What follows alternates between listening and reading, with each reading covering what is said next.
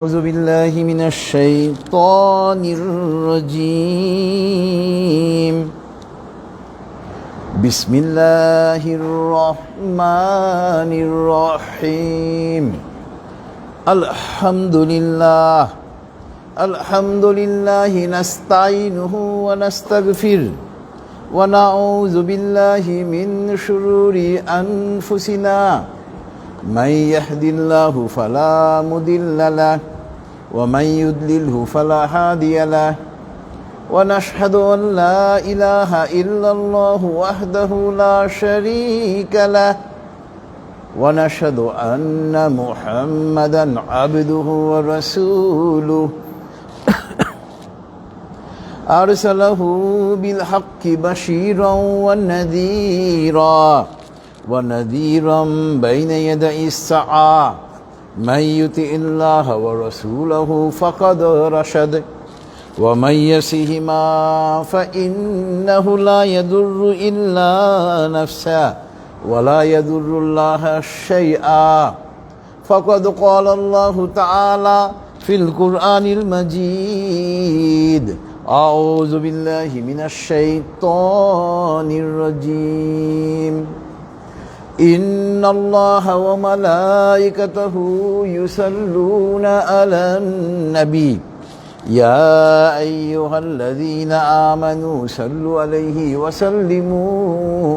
وسلموا تسليما. اللهم صل على محمد وعلى آل محمد كما صليت على إبراهيم وعلى آل إبراهيم إنك حميد مجيد. اللهم بارك على محمد وعلى آل محمد كما باركت على إبراهيم وعلى آل إبراهيم إنك حميد مجيد. رب اشرح لي صدري ويسر لي أمري واحلل عقدة من لساني يفقه قولي. ربي زدني علما. سبحان الله وبحمده سبحان الله العظيم. উপস্থিত সম্মানিত হাজিরার মজলিস এবং ফেসবুক লাইভের মাধ্যমে যারা আমাদের সঙ্গে যুক্ত হয়েছেন, আসসালামু আলাইকুম ওয়া রাহমাতুল্লাহি ওয়া বারাকাতুহু। মহান আল্লাহ পাকের দরবারে লক্ষ কোটি কৃতজ্ঞতা। মহান আল্লাহ পাক আজকে আমাদেরকে সুপ্রিম কোর্টের এই প্রাঙ্গণে মাগরিবের নামাজ আদায় করার পর তাফসীরুল কোরআনের এই মাহফিলে বসার তৌফিক দিয়েছেন। এজন্য আমরা মহান আল্লাহ পাকের দরবারে কৃতজ্ঞতা আদায় করি, বলি আলহামদুলিল্লাহ। যাবতীয় প্রশংসা একমাত্র মহান আল্লাহ পাকের জন্য। আজকে আমরা ইনশাআল্লাহ মহাগ্রন্থ আল কোরআনের 41 নম্বর সূরা নম্বর 41, সূরাতু হামিম আস-সাজদা, এটাকে সূরাতু ফুসিলাত বলা হয়। তো আমরা এই সূরার আয়াত 30, 31 এবং 32 তিনটা আয়াত নিয়ে আমি আলোচনা করব ইনশাআল্লাহ। তবে আমরা যথারীতি প্রথমে এই তিনটা আয়াতের তেলাওয়াত এবং তরজমা, এরপরে ইনশাআল্লাহ আমরা এই আয়াতগুলোর তাফসিরে চলে যাব। আউযু বিল্লাহি মিনাশ শাইতানির রাজীম। বিসমিল্লাহির রহমানির রহিম। ইন্নাল্লাযীনা ক্বালু রাব্বুনাল্লাহু সুম্মা ইসতাকামু তাতানাজ্জালু আলাইহিমুল মালাইকাতু আল্লা তাখাফু ওয়া লা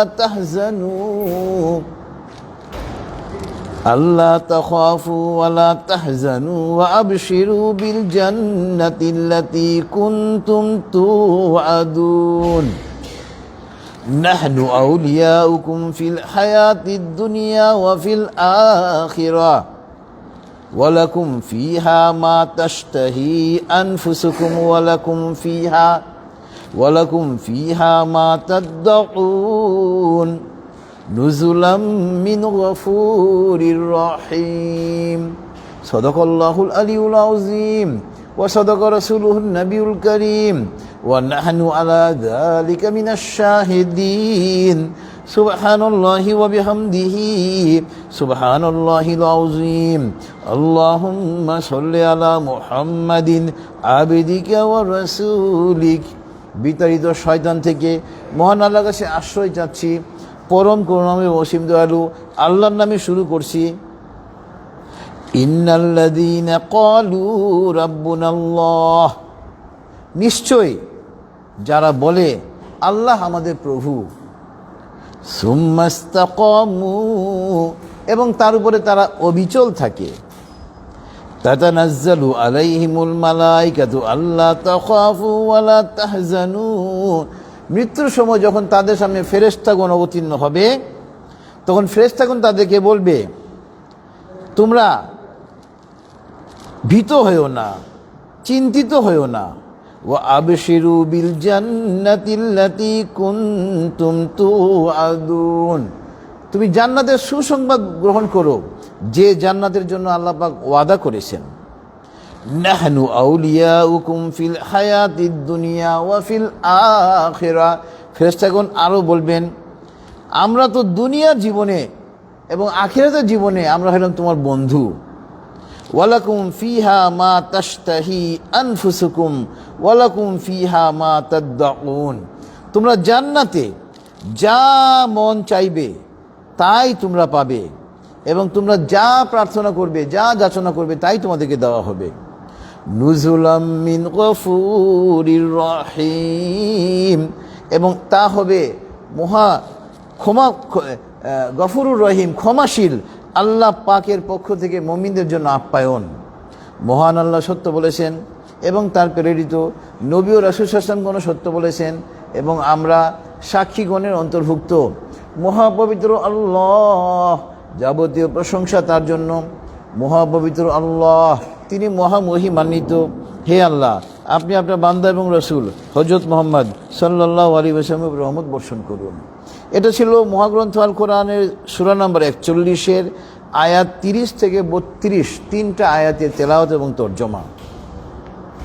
এখানে মহান আল্লাহ পাক মুমিনদের মৃত্যুর সময় অবস্থা কেমন হবে এটা আল্লাহ পাক বর্ণনা করতেছেন। আমরা মৃত্যুর কথা শুনলেই ভয় পেয়ে যাই, অথচ সহিহ হাদিসে এসেছে তুহফাতুল মুমিনিল মাউত, মৃত্যু মুমিনের জন্য উপহার। দেখবেন যারা ভালো ছাত্র, সারা বছর শিক্ষা প্রতিষ্ঠানে গিয়েছে, শিক্ষকদের কথা শুনেছে, বাড়ির কাজ ঠিকমতো করেছে, নিয়মিত পড়াশোনা করেছে, যেদিন পরীক্ষার ফলাফল দেওয়া হয় তারা খুশি থাকে, কারণ তাদের কষ্টের ফল দেওয়া হবে। ওই রকমভাবে মুমিনদের জন্য এই আপনার আদ-দুনিয়া সিজনুল মুমিনি, দুনিয়া হইল মুমিনদের জন্য কয়েদখানা, ও জান্নাতুল কাফেরি, কাফেরদের জন্য হইল আনন্দের উদ্যান। তা আপনার তো মৃত্যু যখন মুমিনদের জন্য সামনে উপস্থিত হয়, মুমিনরা তখন আনন্দিত হয়। কেননা কেন আনন্দিত হয় দেখেন, তখন আল্লাহ পাকের রহমতের ফেরেশতারা তাদের সামনে অবতীর্ণ হয় এবং রহমতের ফেরেশতারা অবতীর্ণ হয়ে মুমিনদেরকে বলেন যে তোমরা মুমিন এবং তোমরা ঈমান আনয়নের পরে, এখানে আল্লাহ পাক যে শব্দটা ব্যবহার করেছেন ফাস্তাকিম, যে আপনার ইন্নাল্লাযীনা ক্বালু রাব্বুনাল্লাহু সুম্মাস্তাকিম, কায়েম থাকা, কায়েম থাকা। আমরা একটা বাংলায় একটা ভাব সংস্করণ পড়েছি, স্বাধীনতা অর্জনের চেয়ে স্বাধীনতা রক্ষা করা কঠিন। ঈমান আনলাম, কিন্তু ঈমান আনার পরে ঈমানটাকে ধরে রাখা হলো অনেক কঠিন। আল্লাহ পাক মহাগ্রন্থ আল কোরআনের সূরাতুল আলে ইমরানের 102 নম্বর আয়াতে আল্লাহ পাক স্পষ্ট করে বলে দিচ্ছেন, আয়াতটা একটু লক্ষণীয়। ইয়া আইয়ুহাল্লাযীনা আমানুত্তাকুল্লাহা হাক্কা তুকাতিহি ওয়া লা তামুতুন্না ইল্লা ওয়া আনতুম মুসলিমুন। দেখেন, আমরা প্রথমে কালিমা পড়ার পরে মুসলমান হই, মুসলমান হওয়ার পরে যখন আমরা নেক আমল করি, বেশি বেশি করে নেক আমল করি, আল্লাহ পাকের দেখানো পথে চলি, আল্লাহ পাকের নিষেধ থেকে বেঁচে থাকি, তখন আমরা মুমিন হয়ে যাই। এই আয়াতে কারিমায় আয়াত নম্বর 102 মহান আল্লাহ পাক সূরাতুল আলে ইমরানের আয়াত নম্বর 102-তে বলতেছেন, ইয়া আইয়ুহাল্লাযীনা আমানু, মুমিনদেরকে, হাইয়েস্ট গ্রেড যারা ইসলাম গ্রহণের পরে মুমিন, মুমিনদেরকে সম্বোধন করে বলতেছেন ইত্তাকুল্লাহ, তোমরা আল্লাহকে ভয় করো, হাক্ক তুকাতিহি, আল্লাহকে ওইভাবে ভয় করো যেভাবে ভয় করা উচিত, অর্থাৎ মহান আল্লাহকে যথাযথভাবে ভয় করো। এটার তাফসিরে এসেছে মহান আল্লাহকে যথাযথভাবে ভয় করা মানে ইসলামের সমস্ত বিধিবিধান মেনে চলা আর নিষেধ থেকে বেঁচে থাকা। এবং পরের অংশটা হলো আমাদের জন্য প্রাসঙ্গিক, ওয়ালা তামুতুন্না ইল্লা ওয়া আনতুম মুসলিমুন, এবং তোমরা মুসলমান না হয়ে মৃত্যুবরণ করো না। মুমিনদেরকে বলতেছেন তোমরা মুসলমান না হয়ে মৃত্যুবরণ করো না। তার মানে আমরা ঈমান আনয়নের পরে আমরা এমন কাজ করে ফেলতেছি, এমন কথা বলে ফেলতেছি, আমরা ঈমান হারা হয়ে যেতেছি। এবং যে বিষয়টা দেখবেন বেশি আমাদের বর্তমান সমাজের প্রেক্ষাপটে, এখন আলহামদুলিল্লাহ 5ই আগস্ট 2024 খুনি হাসিনার পতনের পরে যে সরকার এসেছে, মানে আপনি যদি ব্রিটিশ আমলও গবেষণা করেন, ব্রিটিশ আমল থেকে নিয়ে এই পর্যন্ত এত ইসলাম বান্ধব সরকার ছিল না। আগে একটা ওয়াজ মাহফিলের জন্য আয়োজন করবেন, অনুমতির জন্য সেকেন্ড ক্লাস অফিসার ছিল আগে officer in charge of the police station. পরে সাহারা খাতুন এসে তাদেরকে ফার্স্ট ক্লাস করলো। এই সেকেন্ড ক্লাস ওসির পিছনে ঘোরা লাগতো আগে দিনের পর দিন, যে আমি একটা ওয়াজ মাহফিল করবো, আমাদেরকে অনুমতি দেন। এই সরকার ক্ষমতায় আসার পরে বলে দিল ইসলামী জলসা, ইসলামী মাহফিল, ইসলামী সমাবেশ করার জন্য কারো কোনো অনুমতির প্রয়োজন নেই। মহাগ্রন্থে আল কোরআনে আল্লাহ পাক অনুমতি দিয়ে দিয়েছেন। আল্লাহু আকবার। তো এই যে দেখেন একটা ইসলাম বান্ধব সরকার এসেছে, যখন ইসলাম বান্ধব সরকার এই দেশে এসেছে, এখন আমরা যারা মুমিন, ইসলাম, আমরা যারা সত্যিকার অর্থে ইসলামকে ভালোবাসি, একজন মুমিন কিন্তু সব সময় মনে এই অভিলাষ রাখবে যে আমার দেশে 95% লোক মুসলমান, এই দেশে যেন ইসলামী খিলাফত কায়েম হয়। ইসলামী খিলাফত কায়েমের জন্য আমরা চেষ্টা করব, বলবো এবং যতটুকু পারি আমরা কাজ করব। তো বর্তমানে যদি ইসলামী খিলাফতের কথা বলা হয়, মুসলমানদের মধ্যে অনেক বন্ধু বান্ধব, আব্দুর রহিম, আব্দুল করিম নাম, মুসলমান, 5 ওয়াক্ত নামাজও পড়ে, তারা বলে এই 1.5 বছর আগে এই কোরআন দিয়ে রাষ্ট্র কিভাবে চলবে। নাউজুবিল্লাহি মিন যালিক। যদি কোনো মুসলমান এই ধারণা পোষণ করে যে 1500 বছর আগে এই কোরআন দিয়ে রাষ্ট্র পরিচালনা করা সম্ভব নয়, ও ইসলাম থেকে খারিজ। এই যে দেখেন আয়াতটা মিলে গেল, ওয়ালা তামুতুন্না ইল্লা ওয়া আনতুম মুসলিমুন, তোমরা মুসলমান না হয়ে মৃত্যুবরণ করো না। আমরা এমন কথা বলে ফেলতেছি, এমন কাজ করে ফেলতেছি, ইসলামী খিলাফতকে ঘৃণা করে, অনেকে অপছন্দ করে। ওরা মনে করে ইসলাম মানে মসজিদ মাদ্রাসায় বন্দি থাকবে, অথচ ইসলাম, মহাগ্রন্থ আল কোরআন, হাদিস, এটা আমাদের ব্যক্তি জীবন, পারিবারিক জীবন, সামাজিক জীবন, রাষ্ট্রীয় জীবন তথা আন্তর্জাতিক জীবনের চালিকা শক্তি। অথচ আমরা মুসলমানরা ইসলামী খিলাফতের কথা বললেন আমরা নাক ছিটকাই।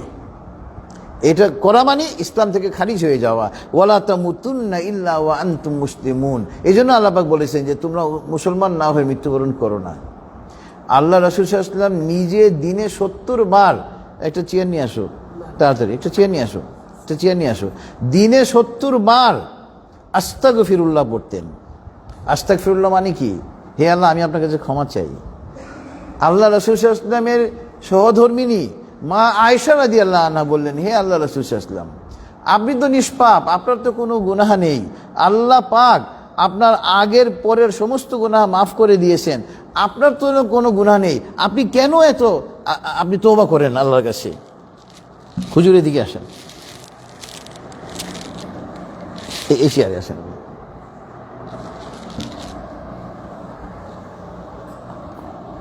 উনি আমার ওস্তাদ।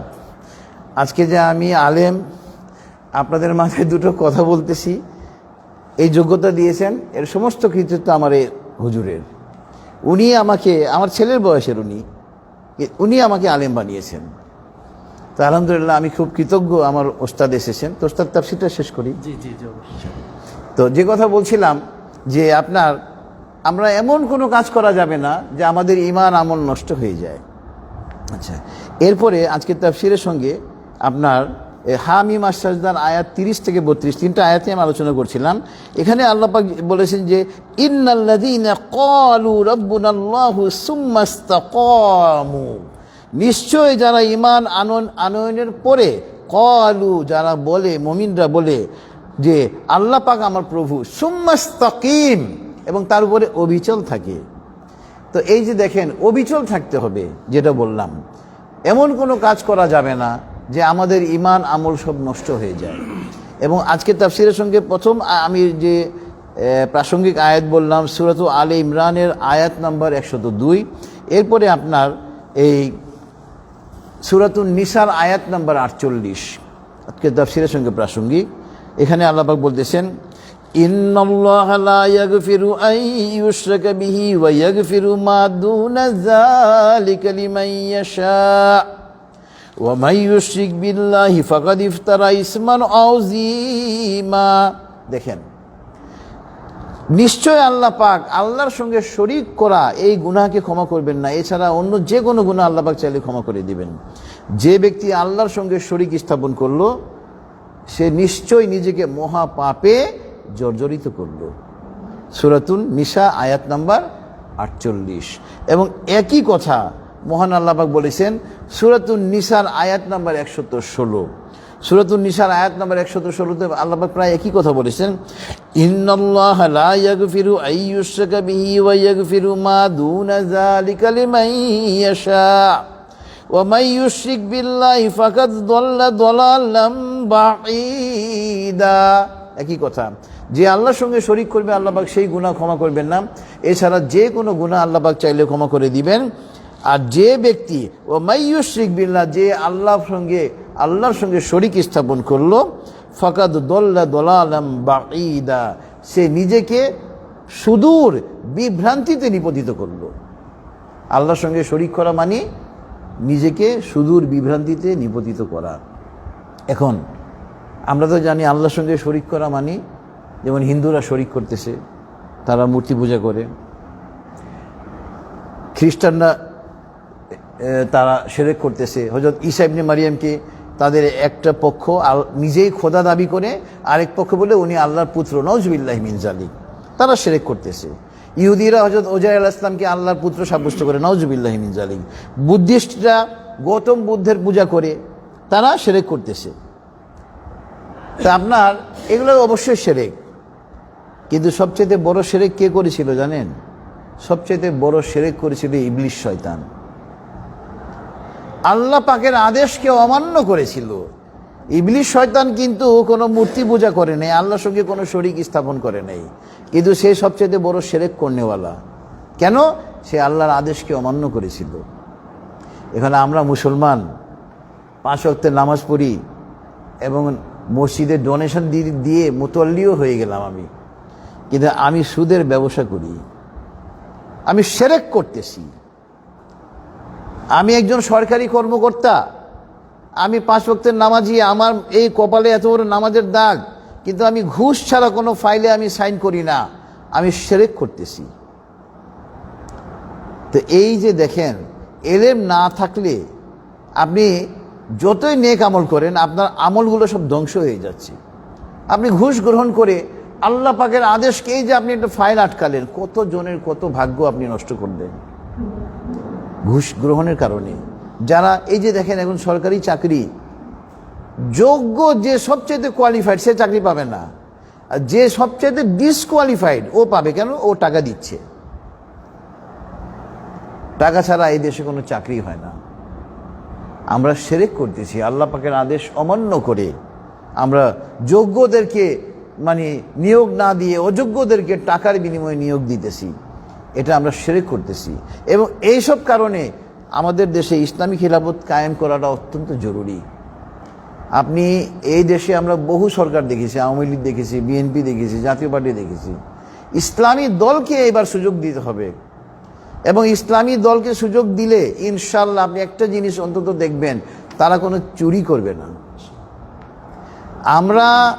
আমি জেনারেল লাইনে স্টুডেন্ট ছিলাম, আমি ঢাকা কলেজ থেকেও পিকনিকে গিয়েছি যখন কলেজে পড়তাম, ঢাকা বিশ্ববিদ্যালয় থেকেও পিকনিকে গিয়েছি, হাই স্কুলে যখন পড়তাম হাই স্কুল থেকেও পিকনিকে গিয়েছি।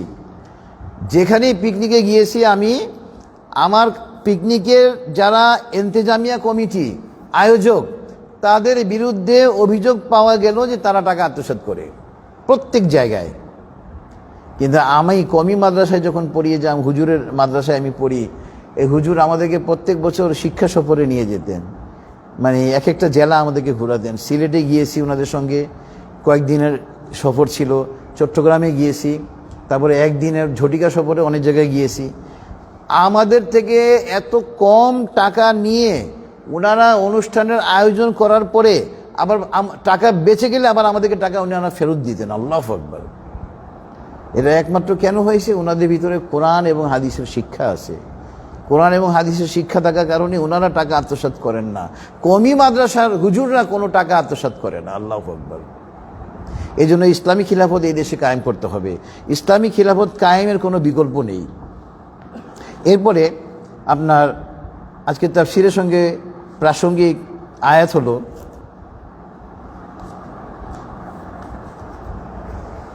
সূরাতুস সফের আয়াত নাম্বার 10 থেকে 13 সূরাতুস সফ। দেখেন, ব্যবসা করা কিন্তু সুন্নত।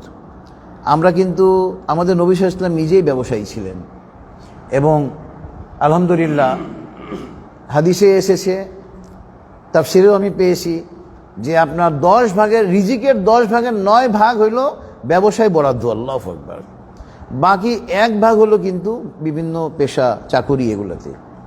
দেখেন, আরবের লোকরা ব্যবসা পছন্দ করত। কেননা ব্যবসা করলে কি হয়? লাভ হয়। লাভ হইলে ভালো লাগে। দেখেন, আল্লাহ পাক মানুষকে ইসলামের দিকে আহ্বান করতেছেন ওই ব্যবসার কথা বলে। আল্লাহ পাক বলতেছেন সূরাতুস সফ আয়াত নাম্বার 10 থেকে 13, ইয়া আইয়ুহাল্লাযীনা আমানু হাল আদুল্লুকুম আলা তিজারাতিন তুনজিকুম মিন আযাবিন আলীম।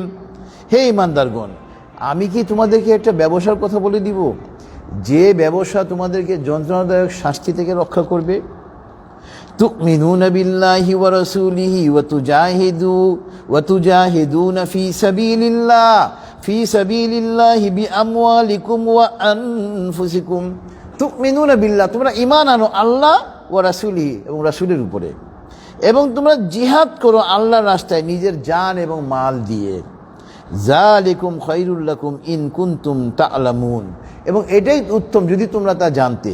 তো দেখেন, জিহাদ, আগে আমরা জিহাদের কথা বললে জঙ্গি, অথচ জিহাদ ফরজ, জিহাদ করতেই হবে।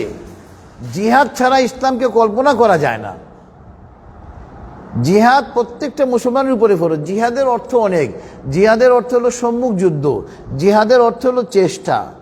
বর্তমানে বাংলাদেশের প্রেক্ষাপটে সবচেয়ে বড় জিহাদ হলো ইসলামকে প্রাতিষ্ঠানিক রাষ্ট্রীয় রূপ দেওয়ার জন্য, ইসলামী খিলাফত কায়েম করার জন্য আমরা যে চেষ্টা করব, এটা হবে জিহাদে আকবর, সবচেয়ে বড় জিহাদ বর্তমানে। অনেকে মনে করে আমার অনেক টাকা আছে, আমি একটা মসজিদ বানিয়ে ফেললাম, জান্নাতে আমার ঘর হয়ে গেল। আয়াতটা দেখেন, আয়াতে কিন্তু আল্লাহ পাক ক্লিয়ার বলতেছেন, ও তুজাহিদুনা ফি সাবিলিল্লাহ, তোমরা আল্লাহর রাস্তায় জিহাদ করো, বিআমওয়ালিকুম ওয়া আনফুসিকুম, মাল দিয়ে এবং জান দিয়ে। আপনি একজন মুসলমান 40 বছর যাবৎ তাবলীগ করেন, চিল্লার পার্টি, আপনি 3 দিন, প্রত্যেক মাসে 3 দিন, বছরে 1 চিল্লা, জীবনে 3 চিল্লা আপনি গিয়েছেন, অথচ আপনার সূরা ফাতিহার উচ্চারণ সহি না। আপনি সূরা ফাতিহা সঠিকভাবে উচ্চারণ করতে পারেন না। আপনি 40 বছর যাবৎ নামাজ পড়তেছেন, এই নামাজ দিয়ে আপনার কি হবে? আমার ওস্তাদরা ফ্ল্যাট ভাড়া করে মাদ্রাসায় ওনারা চালু করেন, পকেট থেকে ভাড়া দিতে দিতে দিতে যখন ছাত্ররা আসে না, পরে ওনারা মাদ্রাসা বন্ধ করে দিতে বাধ্য হন। আমরা ইংরেজি শেখার জন্য কত হাজার হাজার টাকা ব্যয় করি, এই বাচ্চাদেরকে ইংলিশ মিডিয়ামে পড়াই, কিন্তু সঠিকভাবে আরবি উচ্চারণের জন্য একটা মাদ্রাসায় পাঠাবো, ওটা আমরা করি না। এটা মাদ্রাসায় পাঠাইলে 500-1000 টাকা না হয় বেতন দেওয়া লাগবে, ওই বেতনটা আমরা দিব না। তো এই যে আমরা সঠিকভাবে আরবি পড়তে পারি না, এই আরবি পড়ার জন্য চেষ্টা করতে হবে, তো চেষ্টা না করলে হবে না। এবং দেখেন এখানে আপনার এই ইয়েতে আল্লাহ পাক বলতেছেন এই 13 নম্বর আয়াতে, যে আমরা যদি আল্লাহর রাস্তায় জিহাদ করি, আল্লাহ পাক 12 নম্বর আয়াতে বলতেছেন, ইয়াগফির লাকুম যুনুবাকুম ওয়া ইউদখিলকুম জান্নাতিন তাজরি মিন তাহতিহাল আনহারু ওয়া মাসাকিন তাইয়্যিবাতান ফি জান্নাতি আদন যালিকাল ফাওজুল আযীম। আমাদেরকে পরকালে জান্নাত দিবেন। তো আমরা আল্লাহর রাস্তায় জিহাদ করলে তো জান্নাত পাবোই ইনশাল্লাহ, কিন্তু আমরা নগদে বিশ্বাসী, নগদে কিন্তু আমরা বেশি বিশ্বাসী। এবার নগদের কথা আল্লাহ পাক বলতেছেন আয়াত নম্বর 13 সূরাতুস সফে, ওয়া উখরা তুহিব্বুনাহা নাসরুম মিনাল্লাহি ওয়া ফাতহুন করিব ওয়া বাশশিরিল মুমিনিন। এবং আরেকটা খবর আছে যেটা তোমরা চাও, মানে নগদ, তোমাদের বিজয় নিকটবর্তী, আল্লাহ পাকের সাহায্য নিকটবর্তী। ওয়া বাশশিরিল মুমিনিন, হে নবী আপনি মুমিনদেরকে সুসংবাদ দান করুন। দেখেন, আমরা যারা মহাগ্রন্থ আল কোরআন গবেষণা করি, আমরা এই বিষয়টা উপলব্ধি করতে পেরেছি 5ই আগস্ট 2024 বাংলার মাটিতে আল্লাহ পাকের ফেরেশতা অবতীর্ণ হয়েছিল, এবং ওই কারণে এত বড় বিজয় আমরা অর্জন করতে পেরেছি। তাফসিরে এসেছে, আল্লাহ পাক যখন কোনো জাতিকে সাহায্য করার জন্য ফেরেশতা প্রেরণ করেন, যে জাতির জন্য আল্লাহ পাক ফেরেশতা প্রেরণ করেন তাদের মনোবলকে আল্লাহ পাক বৃদ্ধি করে দেন।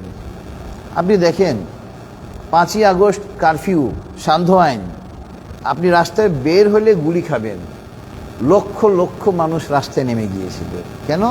আল্লাহ পাক তাদের মনোবলকে বৃদ্ধি করে দিয়েছিলেন। এবং দেখেন, যে খুনি হাসিনা এই 16 বছর শুধু মানুষ খুন করেছে, তার মনের মধ্যে এমন ভয় ঢুকালো সে ভারতে পালিয়ে গেল।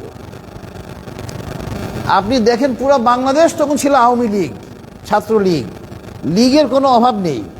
এরপরে আপনি পুলিশ, সেনাবাহিনী, বিজিবি, আপনার এই ডিবি, সিআইডি, সব তো আওয়ামী লীগ। ছাত্র জনতার কাছে কি কোনো অস্ত্র ছিল? এটা আল্লাহ পাক 5ই আগস্ট 2024 বাংলার মাটিতে মহান আল্লাহ পাকের সম্মানিত ফেরেশতাগণ অবতীর্ণ হয়েছিলেন বিধায় এই দেশটা প্রকৃত স্বাধীনতা অর্জন করেছে। এটা কিন্তু প্রকৃত স্বাধীনতা। আমরা যখন এই ব্রিটিশ থেকে আলাদা হলাম, আমরা পাকিস্তানের পেটের মধ্যে ছিলাম। আর পাকিস্তানিরা এমন একটা নিকৃষ্ট জাতি যে আপনি কল্পনা করতে পারবেন না। পাকিস্তানিরা মোহাম্মদ আলী জিন্নাহ 2 নেশনস থিওরির দোহাই দিয়ে দ্বিজাতি তত্ত্বের কথা বলে পাকিস্তান রাষ্ট্রের সে জন্ম দিল। কেন? তার একটা চেয়ার দরকার, যে মুসলমানদের জন্য ইসলামী রাষ্ট্র হবে পাকিস্তান, আর হিন্দুদের জন্য হিন্দুস্তান হবে হিন্দু রাষ্ট্র। সে পাকিস্তানে কোনো ইসলামী শাসন কায়েম করেছিল মোহাম্মদ আলী জিন্নাহ? উনি তো করেন নাই, ওনার পরবর্তী কোনো শাসকও করে নাই, বরঞ্চ ইসলাম বিরোধী তারা কাজ করেছে। আল মুসলিমু আখুল মুসলিমি, এক মুসলমান আরেক মুসলমানের ভাই। আপনি একটা মুসলমান, যে এক মুসলমানকে গালি দেওয়া নিষিদ্ধ, গালি দেওয়া মানে আপনি ফাঁসিক হয়ে যাচ্ছেন। ওই মুসলমানরা 71-এর রাতে কিভাবে লক্ষ লক্ষ বাঙালি মুসলমান নারী পুরুষকে হত্যা করেছিল, এটা কি কোনো মুসলমান করতে পারে?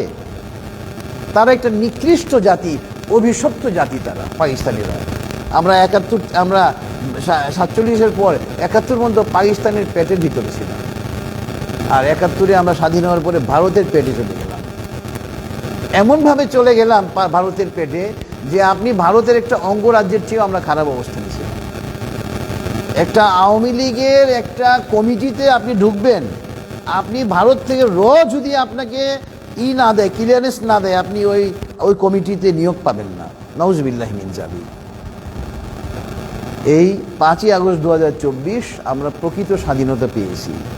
এবং আপনি যদি গবেষণা করে দেখেন, 71-এ যে যুদ্ধ হয়েছিল পাকিস্তানিদের সঙ্গে আমাদের, পাকিস্তানিরা তো বাংলাদেশের পূর্ব পাকিস্তানের রাস্তাঘাটও চিনত না, আর আমরা সম্পূর্ণ বাঙালি তার বিপক্ষে ছিলাম, ভারত আমাদের পক্ষে ছিল। তারপর আমরা পাকিস্তানিকে পরাজিত করলাম। আর আপনি এখানে দেখেন 24 আগস্টে পুরো বাংলাদেশের জনগণ আওয়ামী লীগ, পুলিশ আওয়ামী লীগের পক্ষে, সেনাবাহিনী আওয়ামী লীগের পক্ষে, ভারতীয় সেনাবাহিনীর হাজার হাজার সদস্য বাংলাদেশে উপস্থিত। এই দেশটা স্বাধীন হয় কিভাবে? আল্লাহ পাক স্বাধীনতা আমাদেরকে দিয়েছে। শুধু এই কারণে এত বড় বিজয় হয়েছে। আমি দুইটা হাদিস বর্ণনা করব, আমি সংক্ষিপ্ত করতেছি, আমার ওস্তাদ কিছু বলবেন। আমি দুইটা হাদিস বর্ণনা করে আমি ওস্তাদকে কিছু বলার জন্য অনুরোধ করব। তো আজকে তাফসীরের জন্য হাদিস হলো ওই আপনার ফাস্তাকিম, যেটা অবিচল থাকা। প্রথম হাদিসটা হলো তার সাথে রিলেটেড। আন সুফিয়ান ইবনে আব্দুল্লাহ আস-সাকাফি রাদিয়াল্লাহু আনহু قال قلت يا رسول الله صلى الله عليه وسلم قل لي في الإسلام قولا لا أسأل عنه أحدا بعدك قال قل آمنت بالله فاستقم রাওয়াহু সহিহ মুসলিম। সহিহ মুসলিমের সহিহ হাদিস ইসলামে অবিচল থাকার জন্য। হযরত সুফিয়ান ইবনে আব্দুল্লাহ আস-সাকাফি রাদিয়াল্লাহু আনহু হাদিস খানা বর্ণনা করেছেন, সহিহ মুসলিমে হাদিস লিপিবদ্ধ হয়েছে। তিনি বলতেছেন, কুলতু, আমি বললাম, হে আল্লাহ রাসূল সাল্লাল্লাহু আলাইহি ওয়াসাল্লাম, কুল্লি, আমাকে আপনি বলেন, ফিল ইসলাম, ইসলাম সম্পর্কে, কাউলান, কিছু কথা, লা আসআলু আনহু আহাদাম বাদাকা, আপনার পরে আমি আর কাউকে এই বিষয়ে জিজ্ঞেস করব না। অর্থাৎ হে আল্লাহ রাসূল সাল্লাল্লাহু আলাইহি ওয়াসাল্লাম, আপনি আমাকে ইসলামের জিস্ট, ইসলামের সার মর্ম বলে দেন। আমরা দেখবেন পরীক্ষার আগে শর্ট সাজেশন খুঁজি না, শর্টকাট উনি রাস্তা খুঁজছে। এই সাহাবী যিনি হাদিস বর্ণনা করেছেন, রাবি সাহাবী। তো আল্লাহ রাসূল কি বলছেন? কুল, তুমি বলো, আমানতু বিল্লাহ, তুমি বলো আমি আল্লাহর উপরে ঈমান এনেছি, ফাস্তাকিম, অতঃপর তুমি তার উপরে অবিচল থাকো। রাওয়াহু সহিহ মুসলিম। তো এই অবিচল থাকার ব্যাপারে হাদিসটা লিপিবদ্ধ করলাম, আমি আর লম্বা করব না। আমার ওস্তাদ, যিনি আমাকে আলেম বানিয়েছেন, উনি এখন আপনাদের সামনে কিছু গুরুত্বপূর্ণ নসিহত করবেন। আমি ওনাকে মাইকটা দিয়েছি।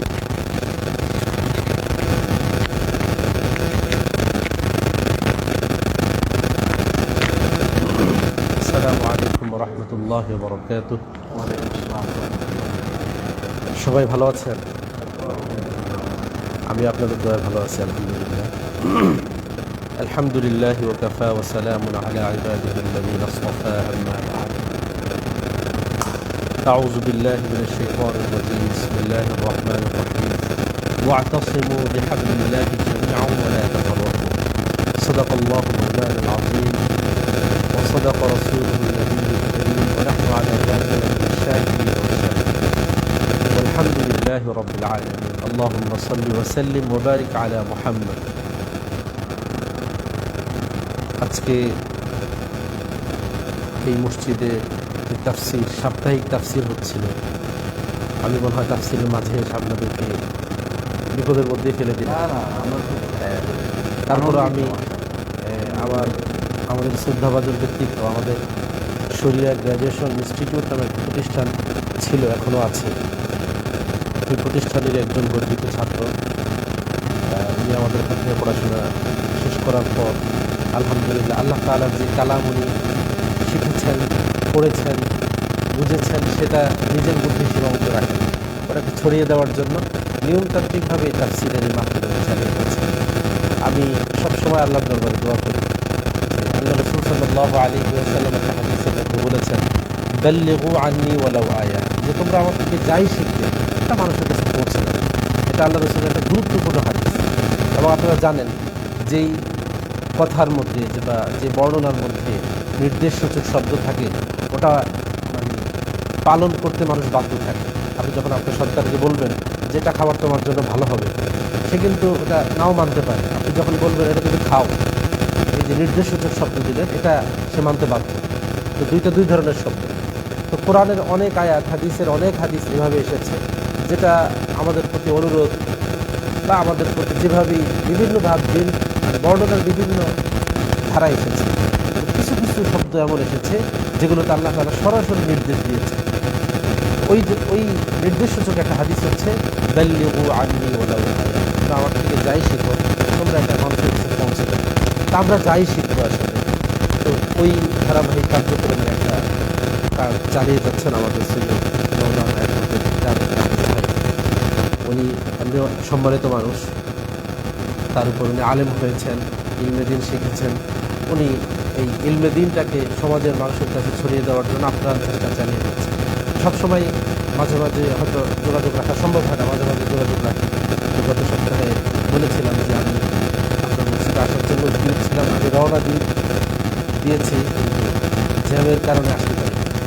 তো আজকে আলহামদুলিল্লাহ আপনাদের সাথে দেখা হয়েছে, খুবই ভালো লাগলো। তো একটা ফরমান আল্লাহ তাআলার একটা কথা আপনাদেরকে শেয়ার করতে চাই। সেটা হচ্ছে আল্লাহ তাআলা কোরআনুল কারীমের মধ্যে বলেছেন, ওয়াতাসিমু বিহাবলিল্লাহি জামিআ। আল্লাহ তাআলা তার সকল বান্দাদেরকে ডাক দিয়ে বলতেছেন যে তোমরা সবাই আল্লাহর যে একটা রজ্জু আছে, আল্লাহর যে রশি আছে, ওয়াতাসিমু বিহাবলিল্লাহ, আল্লাহর রশিটাকে তোমরা আঁকড়ে ধরো। তো মুফাসসিরিনে কেরাম, মুহাদ্দিসিন, ফুকাহা যারা, তারা চিন্তা করেছে আল্লাহর রশি আসলে কি? হাবলুল্লাহ আল কোরআন, আল্লাহর রশি হচ্ছে আল কোরআন। এই কোরআনকে যারা আমরা ধরতে পারবো, এটাকে সবাই মিলে যদি আমরা ধরি, তাহলে আমাদের মধ্যে আর কোনো ধরনের বিভেদ থাকবে না, কোনো ধরনের অনৈক্য থাকবে না। আলহামদুলিল্লাহ আপনারা ইতিমধ্যেই সংবাদ শুনেছেন বা দেখেছেন, আপনারা সবাই সচেতন মানুষ। বাংলাদেশের এমন একটা জায়গায় আপনারা থাকেন, এখান থেকেই মূলত রাষ্ট্রের একটা অংশ এখান থেকে চলে। বাংলাদেশ 3টা বিভাগ নিয়ে চলে, এর মধ্যে বিচার বিভাগটা অন্যতম একটা অংশ। আপনারা অবশ্যই ভালো করে জানেন, এদেশে মানুষ, এদেশের আপামর জনতা এই স্বাধীনতার পর থেকে অনেক শাসক দেখছে, কিন্তু আপামর জনতার একটা চাহিদা হচ্ছে যে আমরা কোরআনের একটা শাসন দেখতে চাই, ঠিক কিনা? আপামর জনতার একটা দাবি। ইতিমধ্যেই সকল ওলামায়ে কেরাম একটা প্ল্যাটফর্মে এসেছে। সবাই চায় যে আমাদের এদেশের যারা ইসলামকে ভালোবাসে, ওলামায়ে কেরামকে ভালোবাসে, যারা চায় যে সৎলোকের শাসন হোক, তাদের দাবি অনুযায়ী ওলামায়ে কেরাম একতাবদ্ধ হয়েছে। আসুন আমরা এক করি।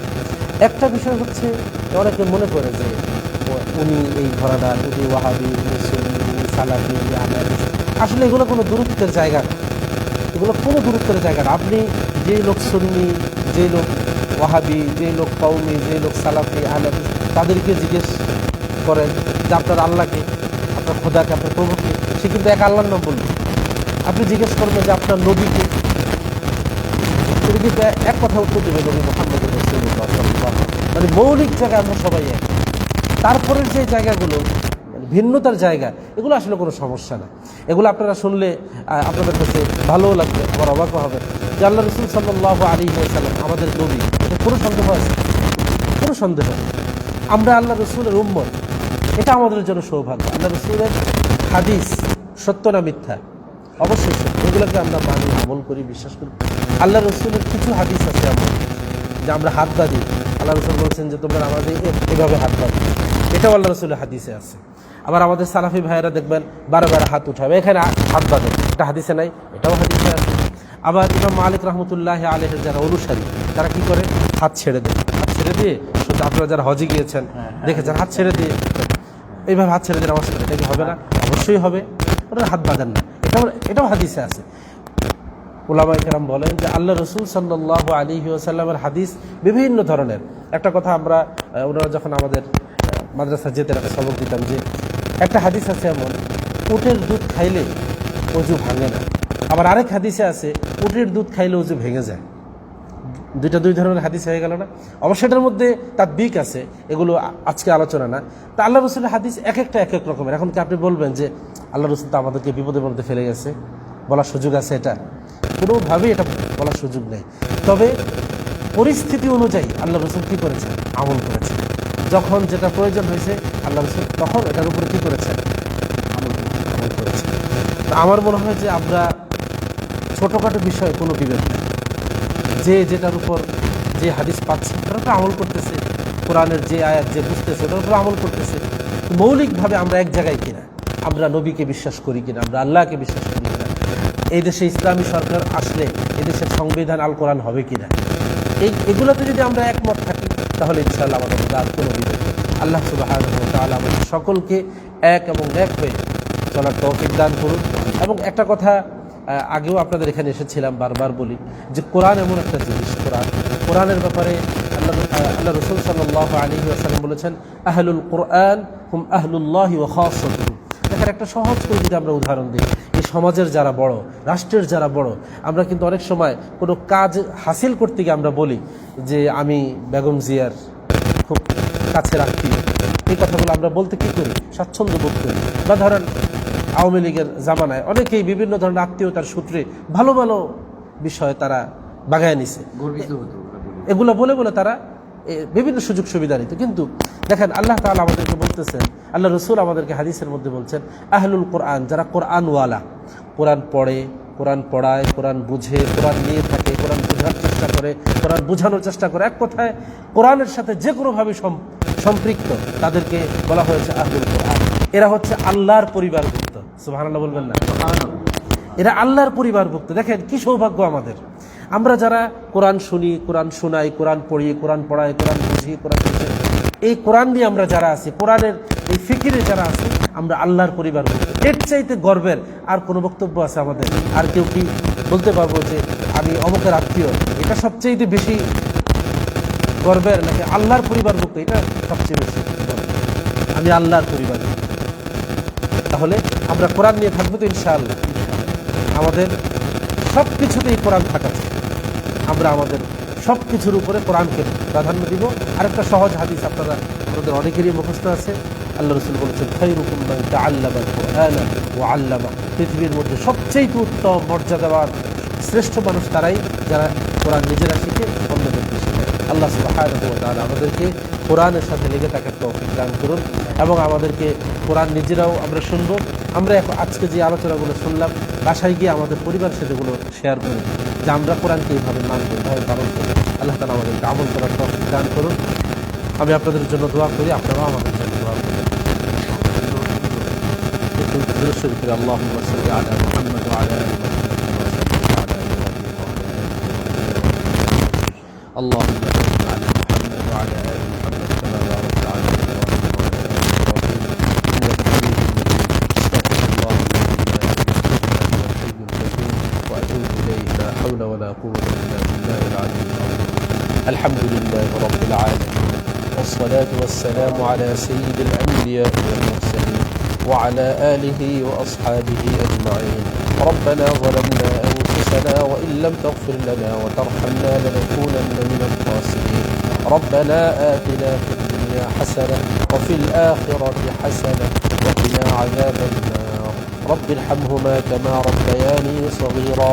رب ارحمهما كما ربياني صغيرا. رب العالمين أي পরওয়ারদিগার الناس আল্লাহ, তুমি আমাদের গুনাহগুলো মাফ করে দাও। রব্বুল আলামিন, তুমি আমাদের এই তাফসীরের মাহফিলকে কবুল আর মঞ্জুর করে নাও। রব্বুল আলামিন, তুমি আমাদেরকে কোরআন ওয়ালা জিন্দেগি যাপন করার তৌফিক দাও। রব্বুল আলামিন, তুমি আমাদেরকে কোরআন শেখার এবং শেখানোর তৌফিক দাও। আল্লাহ, তুমি আমাদের এই সমাজকে কোরআন অনুযায়ী পরিচালনা করার তৌফিক দাও। আল্লাহ, তুমি আমাদের এই রাষ্ট্রকে কোরআন অনুযায়ী পরিচালনা করার তৌফিক দাও। আল্লাহ, তুমি আমাদেরকে কোরআন ওয়ালা বানায় দাও। কোরআনের সাথে নিজেকে জড়িয়ে রাখার তৌফিক দাও। রব্বুল আলামিন, আমাদের মধ্যে যারা অসুস্থ আছে আল্লাহ তুমি সবাইকে সুস্থ করে দাও। রব্বুল আলামিন, যারা কবরবাসী হয়ে গেছে আল্লাহ তাদের কবরগুলোকে জান্নাতের বাগিচা বানায় দাও। কবরের মধ্যে কোনো আযাব হয়ে থাকলে আল্লাহ তুমি গফফার নামে রসুলে মাফ করে দাও। রব্বুল আলামিন, এখানে অনেক সাদা দাড়িওয়ালা মুরব্বীরা আছে আল্লাহ, তাদের ওসিলায় তুমি আমাদের দোয়াগুলোকে কবুল করে নাও। তোমার হাবিব হাদিসের মধ্যে বলেছেন, কোনো সাদা দাড়িওয়ালা মানুষ যখন তোমার দরবারে হাত তোলে আল্লাহ তুমি লজ্জিত হয়ে তার দোয়াকে কবুল করে নাও। আল্লাহ, আমাদের যার মনের যে নেক মাকাসেদ আছে আল্লাহ তুমি সবার নেক উদ্দেশ্যগুলোকে পূরণ করে নাও। আল্লাহ, তুমি আমাদেরকে কবুল করে নাও। আল্লাহ, তুমি আমাদের দোয়াগুলোকে কবুল করে নাও। সুবহান রাব্বিকা রাব্বিল ইজ্জাতি আম্মা ইয়াসিফুন ওয়া সালামুন আলাল মুরসালিন ওয়ালহামদুলিল্লাহি রাব্বিল আলামিন।